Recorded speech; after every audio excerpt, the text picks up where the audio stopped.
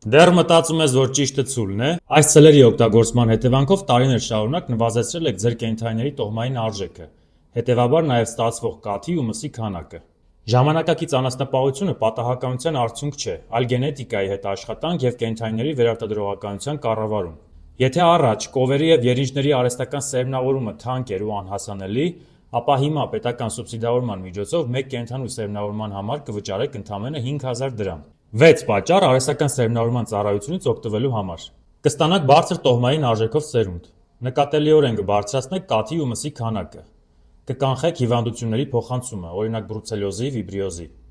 Կկանխեք նեղ ազգակցական բուծումը և դրա հետևանքով ստացվող անցանկալի սերունդը։ Կարող եք պլանավորել կենդանիների ծինը։ Բացի այդ, արտադրող ցուլ պահելը ավելի թանկ է, քան այս պայմաններով սերմնավորելը։ Մեկնաբանություններում գրեք ձեր մարզի անունը և անձնական նամակով կուղարկեմ ծրագրից օգտվելու մանրամասները։